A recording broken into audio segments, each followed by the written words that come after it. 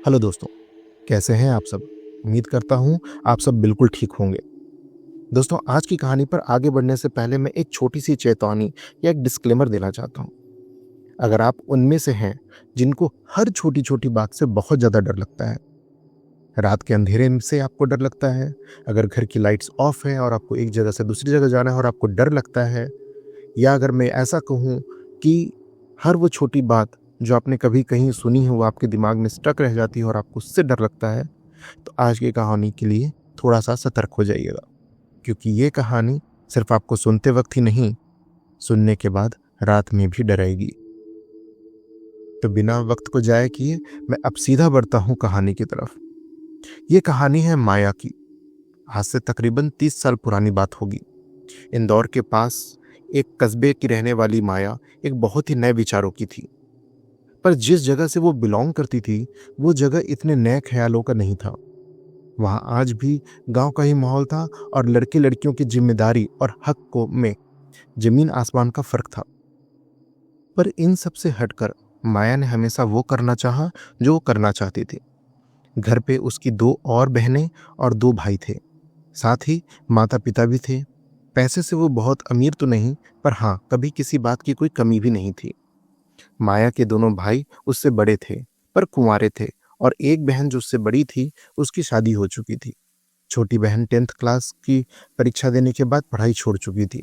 दोनों भाइयों ने भी 12th की पढ़ाई करने के बाद पढ़ाई छोड़कर पिता के साथ घर के बिजनेस में ही मन लगा लिया था। तो घर में करियर बनाने जैसे चीज़ों का कभी कोई माहौल नहीं रहा। पढ़ाई को कभी बहुत ज़्यादा इम्पोर्टेंस नहीं दी गई थी। उनका यही मानना था कि लड़कियों का जो प्राइमरी काम है वो है घर का काम करना और शादी करके अपने घर चले जाना। करियर और लड़की ये दोनों एक साथ तो सोच ही नहीं पाते थे। 12th की परीक्षा देकर माया आगे पढ़ना चाहती थी, पर उसके पिताजी और भाई अब चाहते थे कि वो शादी कर ले। माया के नए विचारों का होना उन्हें इस बात का डर हमेशा दिलाता रहता था कि कहीं वो किसी से प्यार के चक्कर में ना पड़ जाए, या कॉलेज जाएगी तो किसी लड़के के संपर्क में ना आ जाए। अब सारा विवाद यहीं से शुरू हुआ था। जहां माया पढ़ने में बहुत तेज थी और सबको इस बात का विश्वास दिला रही थी कि वो ऐसा कुछ भी नहीं करेगी, पर कोई उसकी बात मान ही नहीं रहा था। घर का हर सदस्य उसके खिलाफ था, पर माया ने लड़ाई करके सबके खिलाफ जाकर कॉलेज में एडमिशन ले लिया। मार्क्स इतने अच्छे थे कि एडमिशन में कोई दिक्कत नहीं आई, और फीस भी सिर्फ नाम मात्र की थी, क्योंकि वो एक सरकारी कॉलेज था। अब कॉलेज में जाते ही नए फ्रेंड्स तो बनते ही हैं, पर हर बार प्यार हो ये बात तो जरूरी नहीं है। सिर्फ दोस्ती भी होती है। पर यह बात उसके घर वालों को नहीं समझ में आ रही थी। उन्हें कभी भी माया पे विश्वास हुआ ही नहीं। एक दिन माया का भाई उसको कॉलेज में एक लड़के से सिर्फ बात करते हुए देख लिया। शायद वो कॉलेज के नोट्स के बारे में बात कर रहे होंगे या लेक्चर के बारे में बात कर रहे होंगे, और उसने घर पे इस बात को काफी बढ़ा चढ़ाकर बताया। माया के घर आते ही सब उस पर टूट पड़े। हर कोई उसे खरी खोटी सुना रहा था। माया के जीजा जी, जो पास वाले ही गांव में रहा करते थे, उन्हें भी खबर देकर बुलाया गया, और उनकी रिश्तेदारी में किसी लड़के से माया की शादी की बात होने लगी। मानो जैसे घर वालों को बस किसी बहाने का इंतजार था, और वो बहाना उन्हें मिल गया था। माया की घर पर बहुत लड़ाई हुई। उसने कहा, मैंने किसी से प्यार नहीं किया है, पर अब मैं मर जाऊंगी मगर आपके पसंद के लड़के से शादी नहीं करूंगी। जब मुझे कोई पसंद आएगा मैं तभी शादी करूंगी। पूरा घर माया से परेशान था, या इसे ऐसे कह सकते हैं कि माया पूरे घर वालों से परेशान थी। कोई भी उसकी बातें सुन ही नहीं रहा था, ना ही कोई उसे समझ रहा था। माया की पढ़ाई उनके आंखों में खटकती रहती थी। एक दिन माया शाम को टहलने निकली, और उसके कॉलेज का वही लड़का जो उसका दोस्त था वो उसको रोड पर मिल गया। माया के कॉलेज ना आने और उसका उदास चेहरा देखकर वो सब कुछ पूछने लगा। माया को भी कोई चाहिए था जिससे वो अपनी दिल की बात शेयर कर सके, तो उसने सब कुछ बता दिया। कहीं तो वो फूट पड़ी और उसने अपने दिल की हर बात बता दी अपने दोस्त से। उस लड़के ने पूछा कि अब वो क्या चाहती है। माया ने कहा कि लगता है बस कहीं भाग जाऊं। शायद ये सिर्फ माया का दर्द था जो उन शब्दों में था। उस लड़के ने बोला, अगर तू ऐसा चाहती है तो मैं तेरी मदद कर सकता हूँ। और वापस माया घर को आ गई। उसने भागने को लेकर उस लड़के से कोई हामी नहीं भरी थी। वो बस उदास थी। उसके मन की भड़ास थी जो उसने वहां निकाल दी थी। पर इस दौरान उनको कोई देख रहा था। माया के पिताजी और जीजा जी ने उस लड़के को माया से बात करते हुए देख लिया था। जब उन दोनों ने उस लड़के को पकड़कर डांटना और मारना चालू किया तो उस लड़के ने उन्हें बताया कि माया घर से भागना चाहती है और वो इसीलिए उसे यहाँ बुलाई थी। मैं इसमें शामिल नहीं हूँ। माया के दोस्त ने सारी बातें गलत तरीके से उसके पिताजी और जियाजी को बताई। माया को दोस्ती में भी धोखा मिला। घर आते ही उसके पिताजी और उसके भाई ने उसे बहुत मारा। उसके जीजाजी ने बीच बचाव करते हुए कहा कि इसे मेरे साथ भेज दीजिए, कुछ दिन वहां रहेगी, तब तक आप शादी की तैयारी कर लेना। सबको ये ठीक भी लगा और घर के दामाद की बात को कैसे काटी जाए, माया को उनके साथ भेज दिया गया। अब यहां मैं बता दूं कि माया का जीजा कोई सीधा साधा आदमी नहीं था। वो भी एक नंबर का अय्याश और 2 नंबरी काम में शामिल रहता था। उसकी नज़र शुरू से ही माया पे खराब थी। उसने कई बार माया के साथ जबरदस्ती गलत काम किया। वो अपने घर ले जाकर रोज ही उसके साथ रेप करता था और उसको बहुत मारता। साथ ही वो एक कमरे में उसको बंद रखता था। माया की बहन को ये सब कुछ पता था कि उसकी बहन के साथ उसका पति क्या कर रहा है, पर वो भी अपने पति का ही साथ देती रही।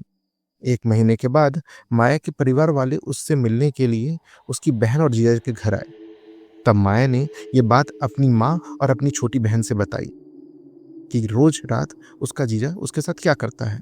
साथ ही ये बात भी उसके पिता और भाई को भी पता चल गई।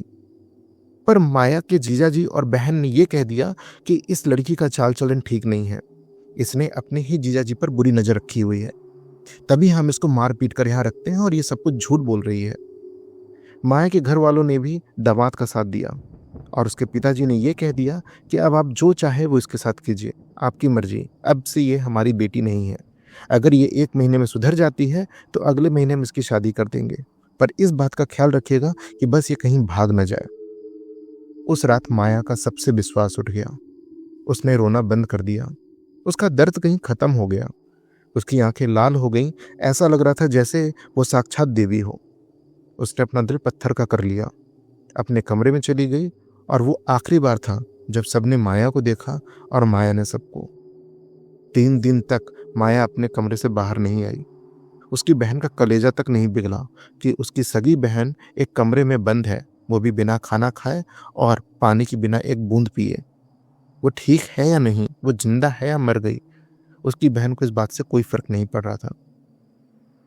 चौथे दिन जब माया की बहन ने उसके कमरे का दरवाजा खुलवाया तो वहां पे माया नहीं थी। वो कमरा खाली पड़ा था। ये देख उसकी बहन के होश उड़ गए।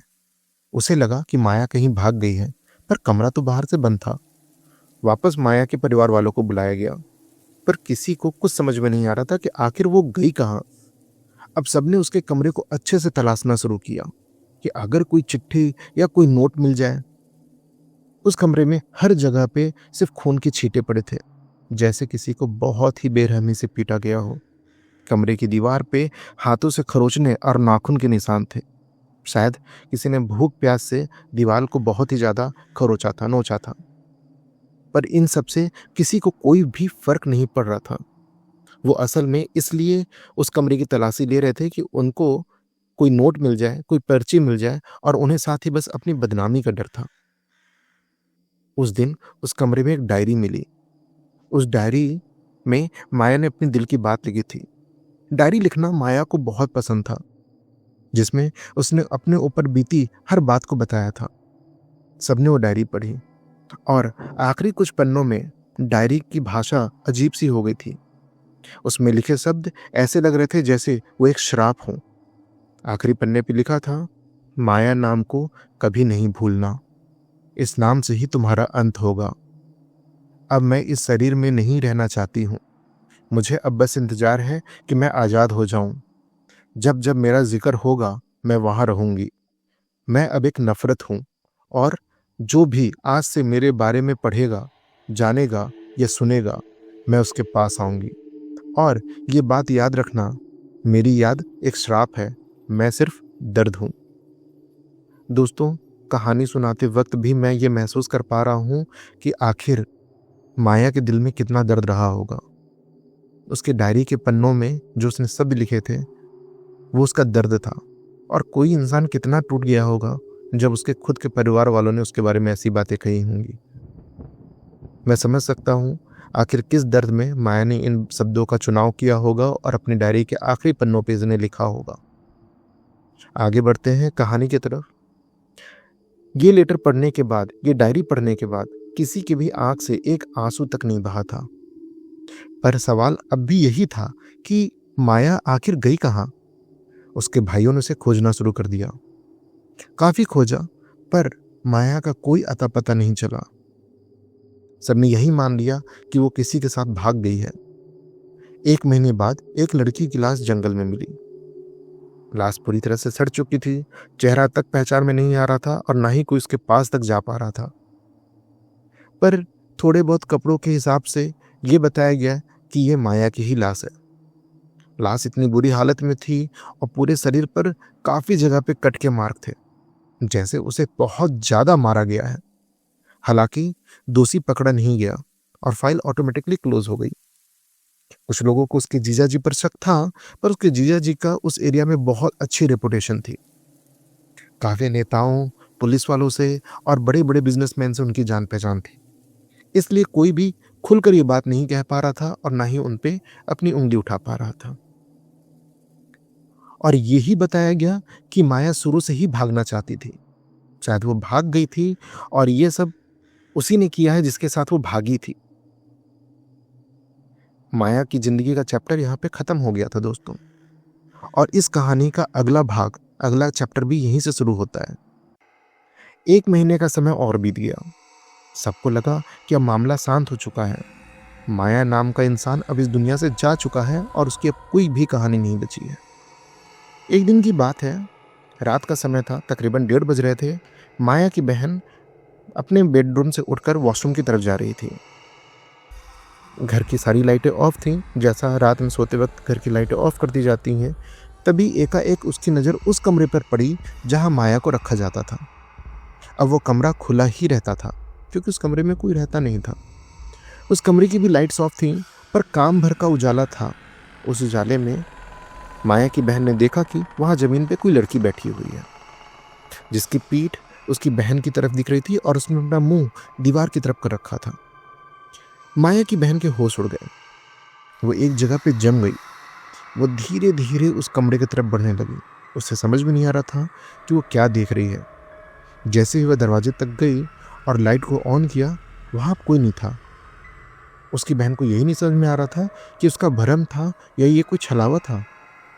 वो जैसे ही कमरे से बाहर आई, उस कमरे का दरवाजा एक जोर की आवाज़ के साथ बंद हो गया। माया की बहन भागकर अपने कमरे में गई और अपने पति के पास दुबक कर सो गई। ये बात उसने अपने पति को सुबह बताया भी, पर पहले उसने विश्वास ही नहीं किया। अगली रात जब दोनों हस्बैंड वाइफ अपने कमरे में सो रहे थे, तब माया की जीजा जी की नींद एक बेचैनी के साथ खुल गई।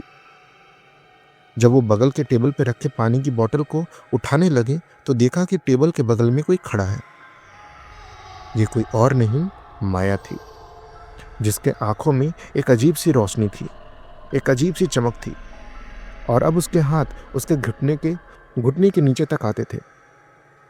जब जब वो मुंह खोलती थी, उसके मुंह से एक काला खून बहता था। बाल खुले हुए और उसके कपड़े जो जगह जगह से फटे हुए थे। उसका शरीर काला हो चुका था। ऐसा लगता जैसे हड्डियों में चमड़ियां रख दी गई हों। वो सूख चुकी थी।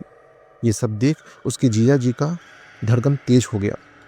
वो चिल्लाना चाहते थे, पर उनके मुंह से आवाज़ बाहर नहीं आ रही थी। वो पसीने पसीना हो चुके थे। वो कुछ बोल ही नहीं पा रहे थे। तभी उनकी बीवी, मतलब माया की बड़ी बहन की भी आंख खुली और वो भी उठ के बैठ गई। दोनों की हालत ऐसी कि जैसे काटो तो खून नहीं। आप समझ सकते हैं कि वो दोनों पे क्या बीत रही होगी।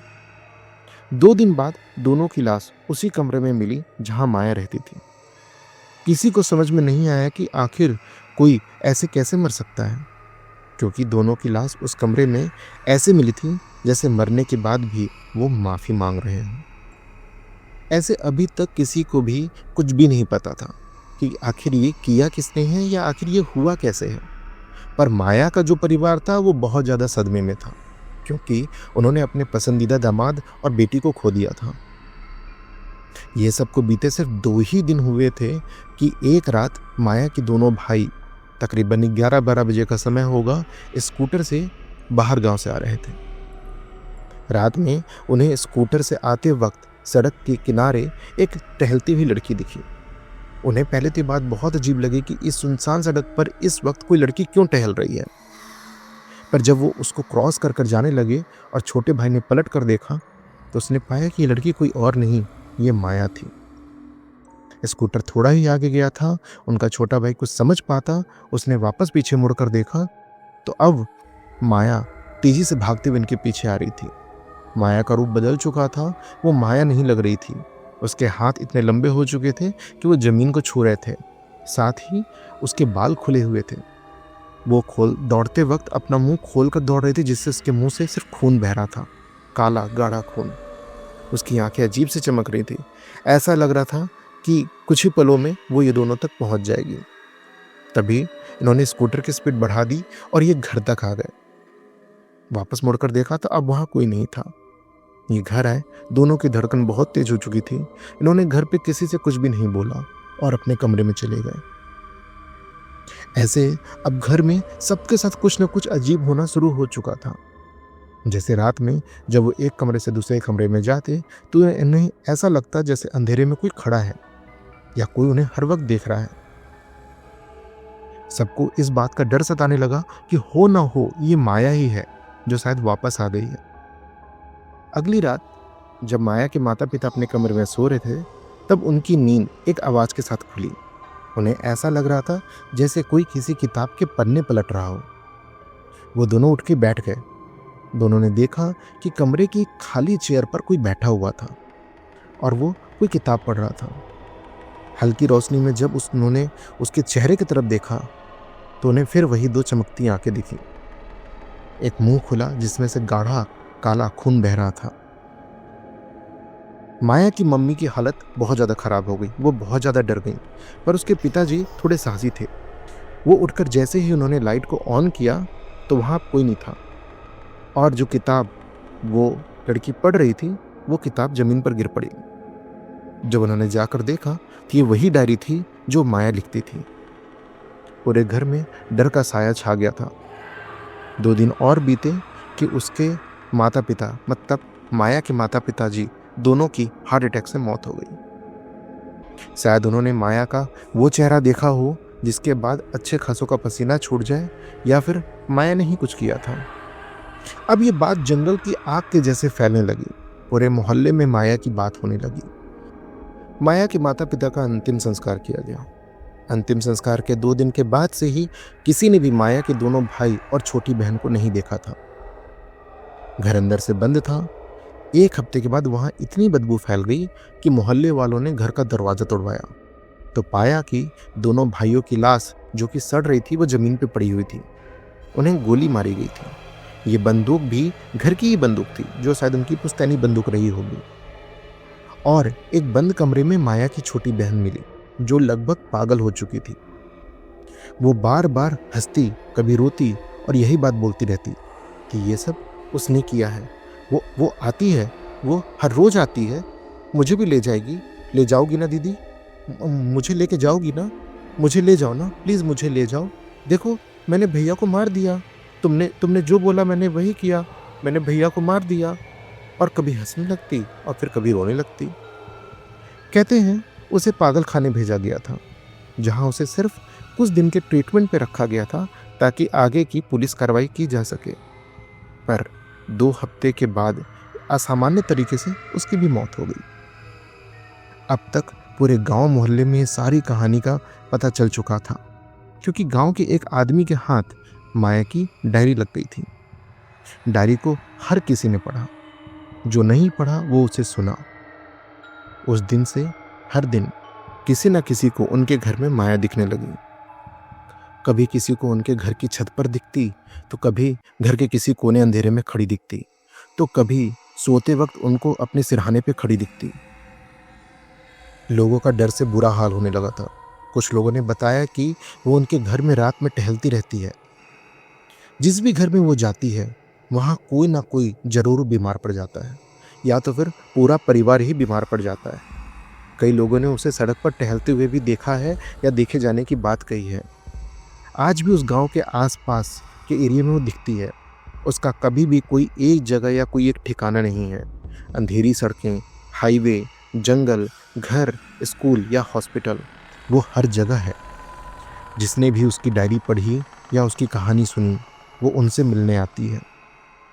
ये माया का श्राप है दोस्तों, जो आज भी जिंदा है। वो श्राप जो उसने दर्द में दिया था। उसकी बात किसी ने भी नहीं सुनी, किसी ने भी उसकी बात नहीं मानी, किसी ने उस पर विश्वास नहीं जताया, इसलिए उसने ये श्राप सबको दिया। उसने बताया कि मेरी डायरी को जो भी पढ़ेगा, जो भी इसके बारे में जानेगा, ये श्राप उससे जुड़ जाएगा। मैं उसके पास जरूर आऊंगी। आज भी वो आती है। उसके वही काले लंबे खुले हुए बाल, हाथ जो घुटने से नीचे तक हैं, मुंह खोले तो उससे गाढ़ा काला खून बहता हुआ, और दो चमकती हुई आंखें जो अंधेरे में आप ही को देखती रहती हैं। माया की डायरी आज कहाँ है ये बात तो कोई नहीं जानता, पर उसकी कहानी यहाँ पर है दोस्तों। उफ, आप भी अपने घर पर सोते वक्त सारी लाइट्स तो ऑफ करते ही होंगे, क्यों है ना? अब ये कहानी आपने भी सुनी है, आप भी माया की सच्चाई जानते हैं। डायरी ही ना सही, पर कहानी के फॉर्म में तो आपने भी आज इसको सुना है। तो रात में थोड़ा दिल संभाल के दोस्तों, और उसका नाम बार बार याद नहीं करना, माया, क्योंकि वो आती है, वो हर रोज आती है। थैंक यू दोस्तों। अगर आपको मेरा काम पसंद आया है तो प्लीज़ चैनल को सब्सक्राइब जरूर करना और वीडियो को अपने दोस्तों के साथ शेयर करना। अगर आपके भी दोस्तों में कोई माया है तो उसको भी ये कहानी ज़रूर सुनाना। वीडियो को लाइक करना बिल्कुल मत भूलना। मैं फिर मिलूँगा अगले हफ्ते, तब तक के लिए जय हिंद।